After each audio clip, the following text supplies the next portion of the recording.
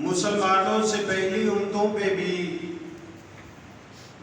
اللہ کا رمضان نازل ہوتا رہا۔ روزوں کے آنے کا، ماہ رمضان کے آنے کا مقصد کیا ہے؟ اللہ خالق و مالک ارشاد فرما رہے ہیں قرآن مقدس میں کہ رمضان تم پہ نہیں بلکہ تم سے پہلی امتوں پہ بھی نازل ہوا ہے۔ اس کا مقصد کیا ہے؟ اللہ فرماتے ہیں اس کا مقصد ہے لعلکم تتقون، تاکہ تم متقی بن جاؤ، پرہیزگار بن جاؤ، اللہ سے ڈرنے والے بن جاؤ۔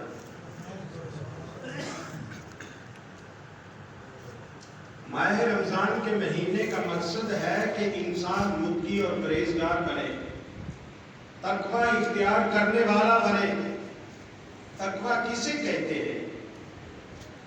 محترم بھائیوں، دوستوں اور بزرگوں،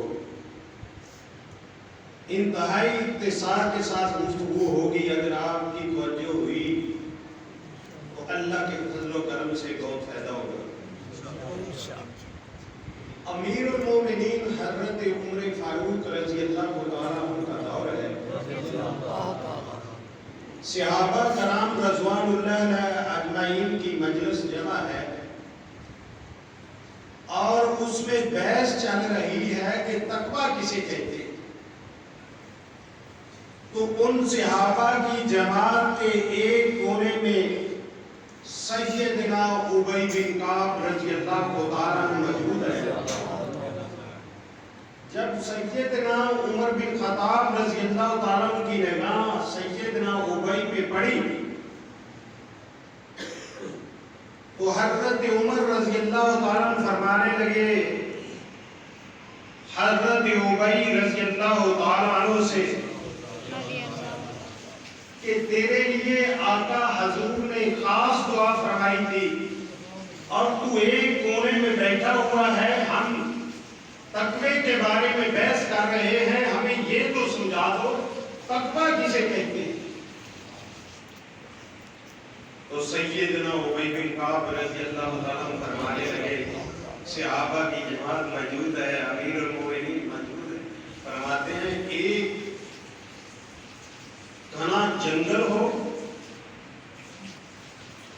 جس میں بہت زیادہ چاڑیاں ہوں اور جو بہت زیادہ گھنے جنگل ہے نا، جیسے افریقہ وغیرہ کے اتنے ہیں کہ ان کی شاخوں کے ساتھ سانپ لڑکے ہوتے ہیں،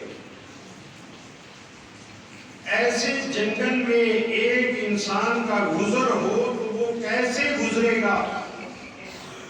پھونک پھونک کے گزرے گا، کہیں کسی جھاڑی سے اس کا کپڑا پھٹ نہ جائے، کہیں موذی جانور اس کو ڈس نہ لے، انتہائی محتاط اور انتہائی احساس کے ساتھ وہاں سے وہ گزارا کرے گا، کہیں میری موت نہ بچ۔ سیدنا ابی بن کعب فرماتے ہیں تقویٰ اس کو کہتے ہیں کہ انسان کو ساری برائیوں سے، ساری بے حیائیوں سے اپنے آپ کو پاک اور انتہائی صاف اور اللہ سے ڈرنے والا بنا۔ سبحان اللہ۔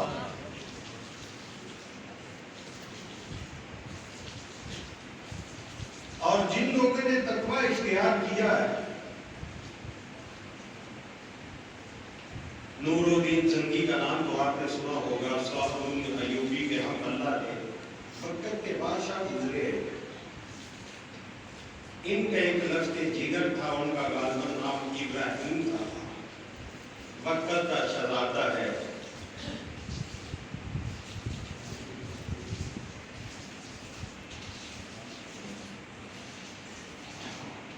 تو بیمار ہو جاتا،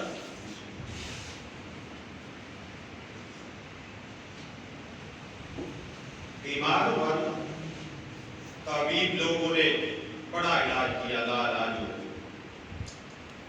تو اب کہنے لگے کہ آپ کا حل علاج کا صرف ایک ہے کہ شراب پلانے سے آپ کی زندگی بچ سکتی ہے، اس کے علاوہ نہیں۔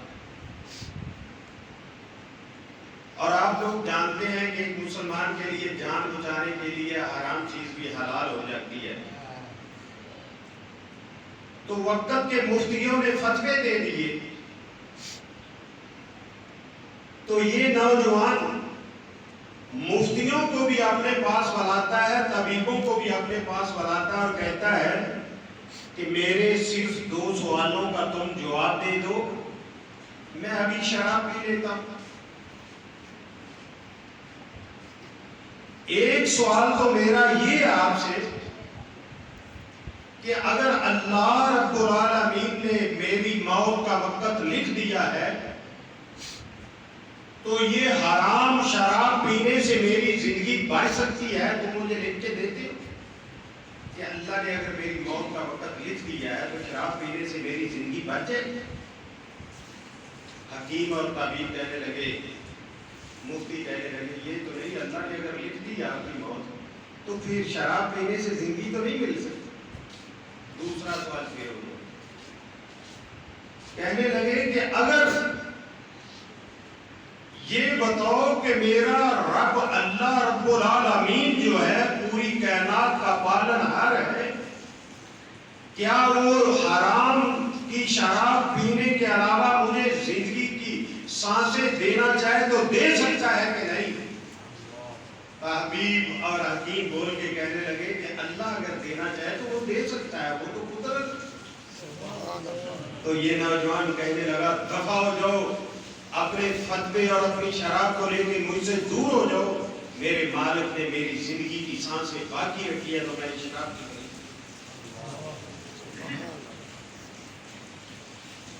میرے محترم بھائیوں, کتنے ایسے لوگ ہیں, آج ہماری ظاہری حالت تو بڑی نیک ہوتی ہے, باطنی کا ہمیں کیا پتا کیسے گزرتی ہے. حدیث میں آتا ہے کہ جس کا ظاہر اور باطن ایک نہ ہوا, راتیں کہیں اور گزرتی ہیں, دن کہیں اور گزرتا ہے, لوگوں کے سامنے کچھ اور ہے, تنہائیوں میں کچھ اور ہے. وہ نیکیوں کے بڑے بڑے پہاڑ لے کے آئے گا تو اس کی نیکیاں ایسے ضائع ہو جائیں گی, ایسے ختم ہو جائے گی جیسے روئی ہوتی ہے, ہوا کا جھونکا ہے تو سب ختم ہو جاتی ہے. ایسے بڑے بڑے اس کے نیکیوں کے ڈھیر ختم ہو.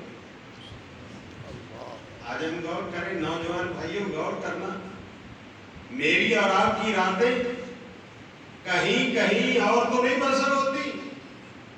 ہم بڑے تقوی والے ہیں, ہم بڑے پرہیزگار ہیں, ہم بڑے متقی ہیں, مگر خدا کی قسم جن لوگوں نے تقوی اختیار کیا, میرے رب سے ڈر گئے, ان کا ظاہر بھی اور باطن ایک ہوا.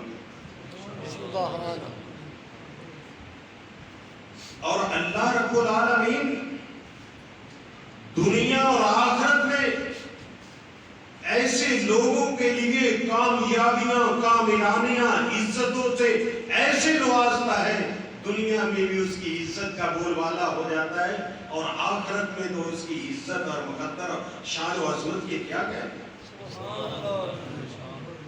آؤ دیکھیے دنیا میں اللہ کیسے ہے. امیر المومنین حضرت عمر فاروق رضی اللہ تعالیٰ تو رات گشت کر رہے ہیں, تو ایک بی بی کہہ رہی تھی اپنی بیٹی کو,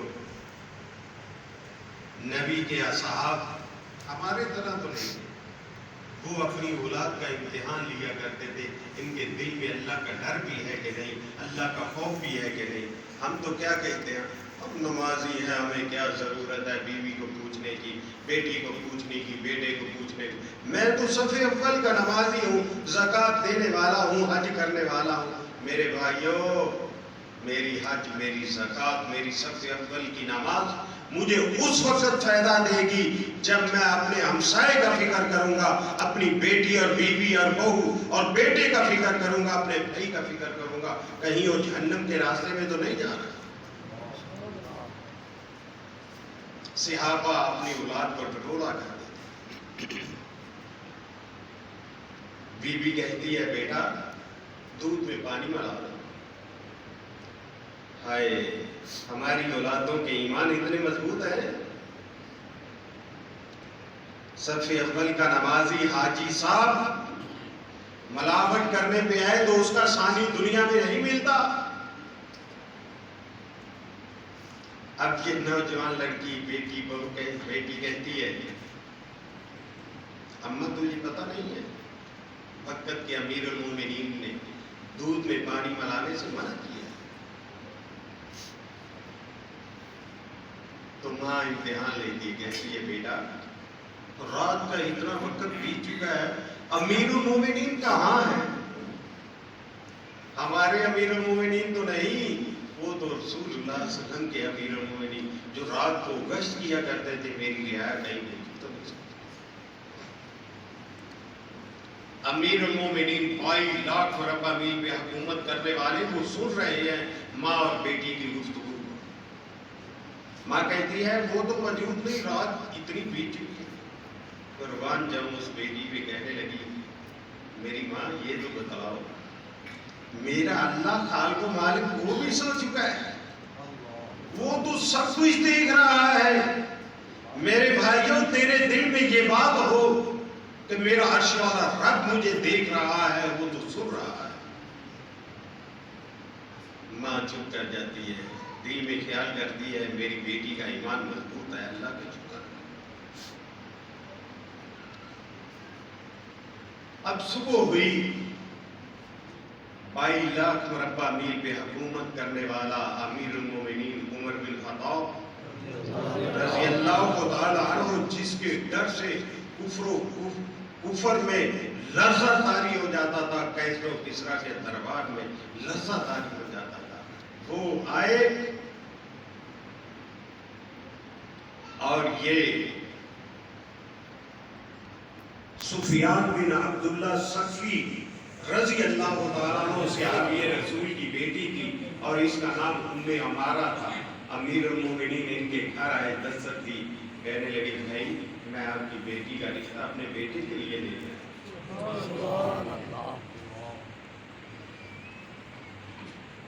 اللہ اتنا اللہ نے مقام بلند کیا، اتنی عزت سے نوازا. وقت کا امیر المومنین ہے، سارا کفر اس سے لرز رہا ہے، 22 لاکھ مربع میل پہ حکومتیں کرنے والا، وہ اس بیٹی کا رشتہ لینے کے لیے اس کے گھر کی دہلیز پہ پہنچا اور اپنے بیٹے عاصم کے لیے رشتہ لے لیا. انہیں ہمارا نکاح ہو جاتا ہے، اللہ ایک بیٹی دیتے ہیں، اس کا نام ہے عاصم. یہ امیر المومنین حضرت عمر فاروق کی پوتی ہے. اس کی شادی مروان بن حکم کے بیٹے عبدالعزیز سے ہوتی ہے اور اللہ ان کو ایک بیٹے سے نوازتے ہیں جن کو خلیفہ پنجم کہا جاتا ہے، جس کا نام عمر بن عبدالعزیز ہے، جن کے دور خلافت میں شیر اور بکری ایک گھاٹ میں پانی پیا کرتے تھے. اتنا عدل تھا، اتنا انصاف تھا، وہ اسی کا بیٹا. اللہ ایک دن حضرت عبداللہ بن عمر رضی اللہ تعالیٰ عنہ گرمی کا موسم ہے، اپنے دوست صحابہ کو ساتھ لیا پہاڑی علاقے میں چلے گئے اور وہاں جا کے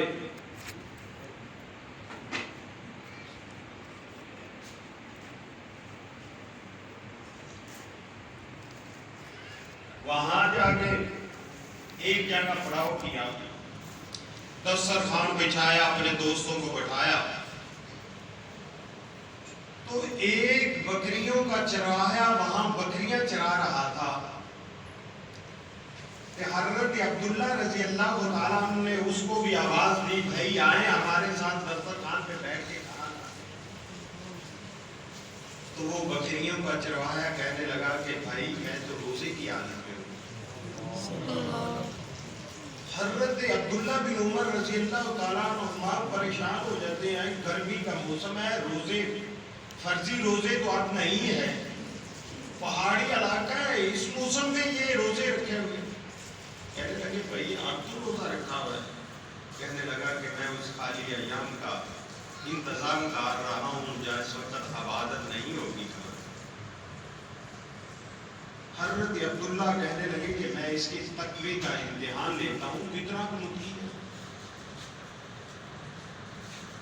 हज़रत अब्दुल्ला रज़ी अल्लाह ताला फरमाने लगे, भाई ऐसा करें, एक बकरी मुझे दे देंगे, मैं उसको ज़िबा करता हूँ और इफ्तारी के लिए आपको गोश्त भी मिल जाएगा, पैसे भी मिल जाएंगे। कहने लगा कि ये बकरियां मेरी नहीं है, मैं तो नौकर और गुलाम हूँ, इसका मालिक तो मदीने में है। हज़रत अब्दुल्ला रज़ी अल्लाह ताला कहने लगे कि भाई अमूमन अरब में ऐसा होता है, जो पहाड़ी इलाके में बकरियां चरती हैं, एक आधी बकरी गुम हो जाती है, तू भी मालिक से जाके कह देना कि मेरी बकरी गुम हो गई है। जब उसके चरवाहे के कानों से ये बात टकराती है तो वो अपनी बकरियों को हांकते हुए सफर शुरू कर देता है और साथ कहता है, अल्लाह कहाँ है, अल्लाह कहाँ है। मैं मालिक से छुप जाऊंगा, उससे झूठ बोल लूंगा, मगर अर्श वाले रब तो मुझे देख भी रहा है, वो तो हमारी बातें सुन भी रहा है, उससे तो मैं नहीं छुप सकता। हज़रत अब्दुल्ला बिन उमर रज़ी अल्लाह तआला अन्हु वापस आए, अपने गुलाम को भेजा, जाओ इसके मालिक का पता करो।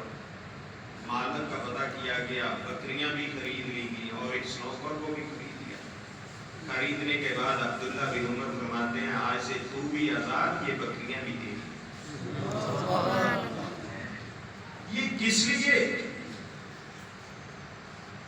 कि जब अल्लाह की जात से हमारा तल्लुक मजबूत हो जाएगा, खुदा की कसम सारी दुनिया अल्लाह तेरे सामने रेत कर। मेरे वालिद मोहतरम, अल्लाह उनकी कब्र पे करोड़ों रहमतें बरसाए। वो हम तीन भाइयों को एक ही नसीहत करते थे हमेशा कि बेटा, जमीनों पे, चुदरार पे, सरदारी पे, रिश्तेदारी पे, कुनबे, कबीले, गाड़ी और बंगलों पे कभी भरोसा नहीं करना। अपने अर्श वाले रब के साथ जब तक तुम्हारा तल्लुक मजबूत होगा, दुनिया की कोई ताकत तुझे शिकस्त नहीं दे सकती। जब अल्लाह से तल्लुक टूट गया, ना सरदारी बचाएगी, ना रिश्तेदार बचाएंगे, ना कुंबा और कबीला तुझे बचाएगा। मेरे भाइयों, ये हकीकत है। जिन लोगों ने अपने अल्लाह से तल्लुक मजबूत किया, तकवे को इख्तियार किया, अल्लाह रब्बुल आलमीन ने दुनिया में उन्हें इतनी इज्जतों से नवाजा, इतनी इज्जतों से नवाजा कि दुनिया में इसकी मिसाल नहीं मिली। सहाबा कराम रज़वानुल्लाह अलैहिम अजमईन की सीरत का मुताला करें, पता चल जाएगा। आज हम इज्जत कहाँ चाहते हैं? तकवे नाम की चीज हमारे दिलों में है कहाँ? अल्लाह अकबर अल्लाह। एक और वाक़या और अपनी बात को खत्म करता हूँ। आपने हज़रत अब्दुल्ला बिन मुबारक का नाम तो सुना होगा, बहुत बड़े मुहद्दिस से और बड़े आला पाए के लोग इनके शागिर्द और उस्तादों में हैं। इनके बाद जो मुबारक थे, एक जंगीरदार था, वडेरा था, नू उसका नाम था, उसका ये मुलाजिम था और बाग की रखवाली के लिए उन्होंने रखा हुआ था। तो एक दिन वो अपने दोस्तों के साथ सरदार बाग में आया और मुबारक से कहने लगा रहमतुल्लाह अलैह से कि बाग में जो मीठे फल है ना, वो लेकर एक दफा लेकर आए, वो भी बच जाएगा, दूसरी दफा लेकर आए, वो भी बच जाएगा, तीसरी दफा लेकर आए। तो वो नू मुबारक रहमतुल्लाह अलैह से कहने लगा कि भाई इतनी देर हो गई है, बाग में मुलाजमत करते, तुझे अभी तक ये नहीं पता चला कि बाग का मल कौन सा मीठा है और कौन सा कड़वा है? हमारे जैसा होता तो उसे तो सारा पता होता। हज़रत मुबारक रहमतुल्लाह अलैह फरमाने लगे कि भाई आपने मुझे बाग की रखवाली के लिए रखा है, बाग के फल खाने की इजाजत नहीं दी। मैंने نے تو آج تک چکھا تک نہیں کہ کون سا میٹھا ہے کون سا کڑوا ہے، اور خوالی کی ذمہ داری لگائی ہے وہ بتا دو۔ اللہ کا ڈر، اللہ کا تقوی اس کے دل میں تھا تو اللہ کیسی عزتوں سے نوازتا ہے۔ یہ سردار وڈیرا اپنے گھر گیا، اپنی بیوی اور بیٹی سے مشورہ کیا کہ میں نے اتنا پاک باز اور اعلیٰ افضل نوجوان نہیں دیکھا، میرا دل کرتا ہے کہ میں اپنی لخت جگر کی شادی اس سے کرتا۔ آج ہماری کیا حالت ہے؟ ہم رشتہ دیکھنے کے لیے یہ نہیں دیکھتے یہ نمازی بھی ہے، اس کا خاندان نمازی بھی ہے، نیک بھی ہے، مگر آج کیا حالت ہے؟ صف اول کے نمازی حاجی صاحب وڈیرے، جب نکاح کی بات چلتی ہے وہ بد وقت بد نصیب جو اپنے دل کا ٹکڑا پال پوس کے تیرے ہاتھ میں دے رہا ہے، وہ اپنے گھر میں اس کے علاوہ اس نے چھوڑا کیا ہے؟ مگر بدبختی اور بد نصیبی ہمارے ساتھ آج تک نہیں چھوڑ رہی۔ ہم پوچھتے ہیں بیٹی تو دو ہوئے، اس کے ساتھ کیا دے؟ اللہ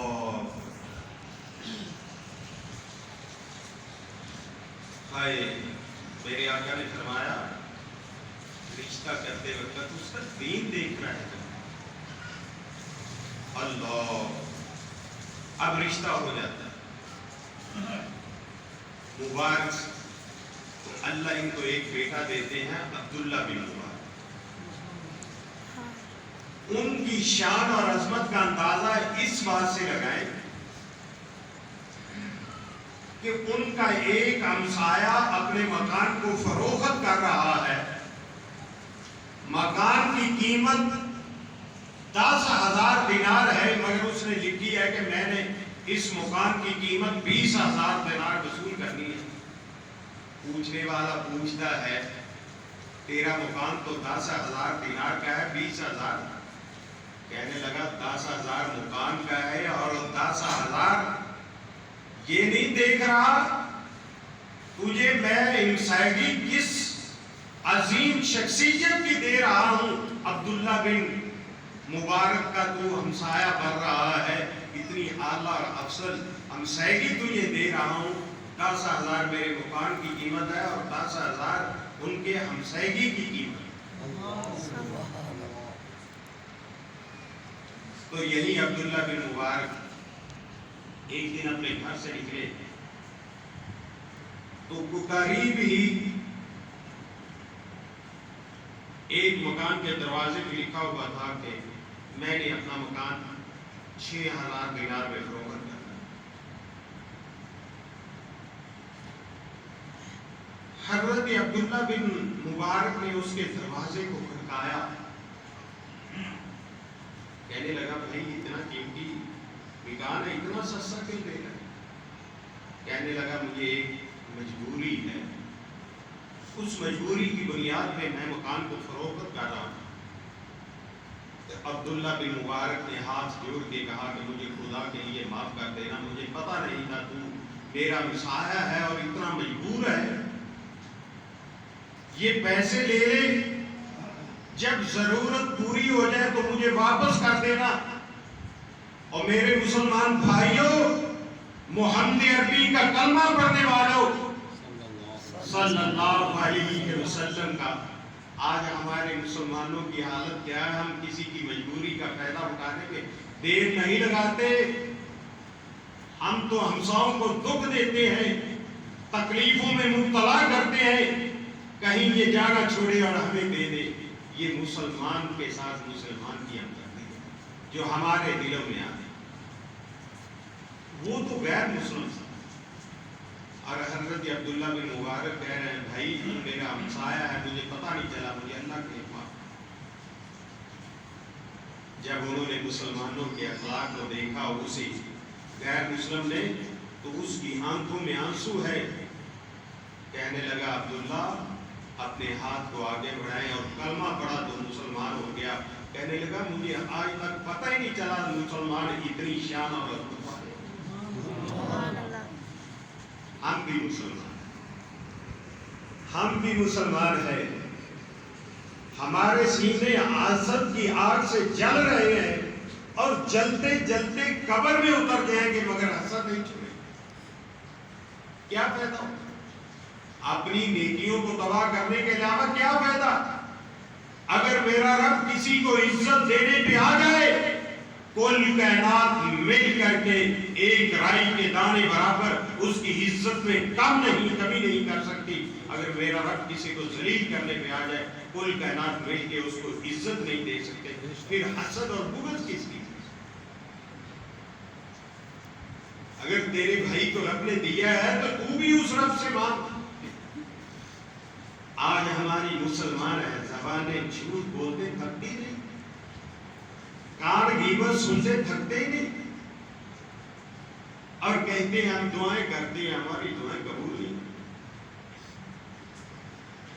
میرے محترم بھائیوں، اگر دل میں تقویٰ ہوگا، رزق حلال کھائیں گے. ایک حرام کا لقمہ کھانے والا 40 دن تک اس حرام کے لقمے کا اس کے وجود پہ اثر ہوگا. اور آج دیکھیں ہم دن رات اپنی اولادوں کو حرام کھلاتے ہیں، پھر کہتے ہیں کہ ہماری آخرت سور جائے، آخری وقت وہ ہمارا سہارا بن جائے. یہ نہیں ہو سکتا. یہ ساری ہماری ہاتھ میں ہاتھوں کی کمائی. میرے بھائیوں، جو اللہ سے ڈر جاتا ہے، اللہ تمہارے سامنے اسے کسے عزتوں سے نوازا. یہ دنیا کی عزت ہے، اور آخرت میں اللہ نے کیا ہے؟ اللہ فرماتے ہیں ان المتقین فی جنات وعیون. متقیوں کے لیے، پرہیزگاروں کے لیے، اللہ سے ڈرنے والوں کے لیے میں نے نعمتوں والی، بغات والی جنت تیار کی ہے.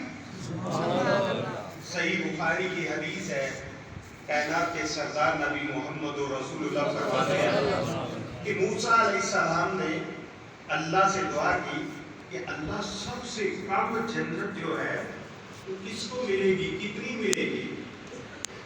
اللہ تعالیٰ کے نبی فرماتے ہیں کہ اللہ نے فرمایا ایک آدمی آئے گا. اللہ فرمائے کہ سب سے آخر میں، اللہ فرمائے کہ جنت میں چلا. تو کہے گا اللہ جنت تو لوگوں سے بھری ہوئی ہے. اللہ فرمائے کہ چلو میری بات تو سن، میں نے دنیا میں ایک بادشاہ کی جتنی بادشاہی ہے نا، میں نے تجھے اکیلے کو اتنی جنت عطا کر. اور پھر اللہ فرماتے رہیں گے حتیٰ کہ ایک بادشاہ کی جتنی بادشاہی ہے اس کی مثل 10 گنا زیادہ اللہ اس کو جنت عطا فرمائیں گے جس کو سب سے آخر میں جنت ملے. اور موسیٰ علیہ السلام نے پھر سوال کر دیا کہ اللہ سب سے اعلیٰ جنت کتنی ملے گی؟ اللہ رب العالمین نے فرمایا جن کے لیے اعلیٰ جنت ہے نا، اس جنت میں میں اپنے ہاتھ سے ان جنتیوں کے لیے عزت کا درخت لگاؤں گا اور اس پہ مور لگا دوں گا. وہ درخت کتنا بڑا ہوگا؟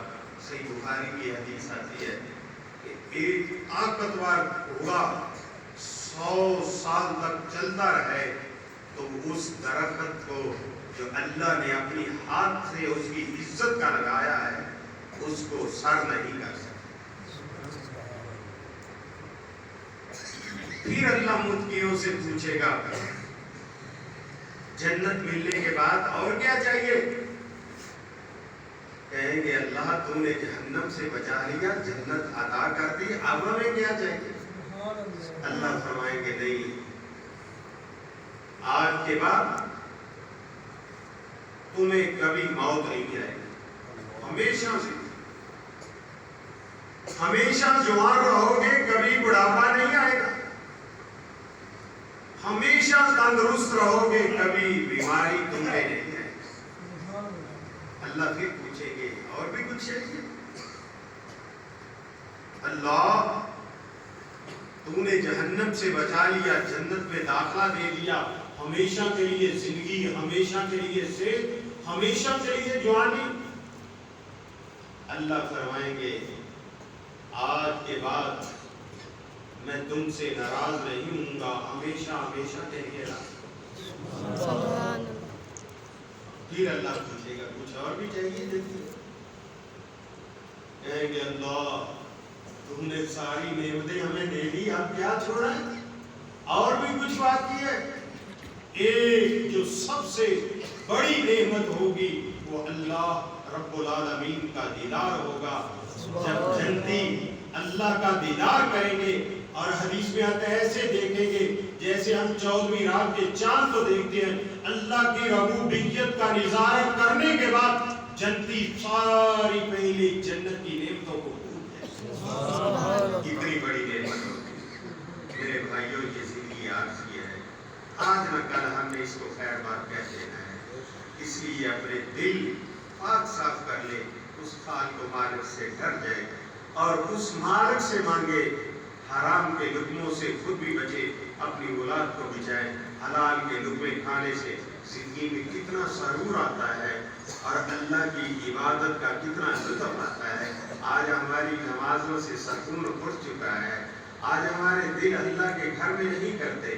آج ہمارے دل بازاروں کو آباد کرنے کے لیے بڑے خوش ہوتے ہیں. اللہ کو گھروں کو آباد کرنے کے لیے ہمارے پاس وقت اور ٹائم ہے. میرے بھائیوں یہ زندگی آج ہے، آج نہ کل ہم نے اس کو چھوڑ جانا. اس لیے اس دل کو اللہ کے ڈر سے بھر لے، ساری دنیا کا ڈر نکل جائے گا. دعا ہے اللہ خالق و مالک سے، اللہ ہم سب کو جو جہنم کے راستے جا رہے ہیں ان سے دور کر دے، محفوظ کر دے، جنت میں جانے والے راستوں میں چلا دے. میرے مولا جتنے بیمار ہیں گھروں میں، اسپتالوں میں، ان کو صحت والی ایمان والی لمبی زندگی عطا فرما. جو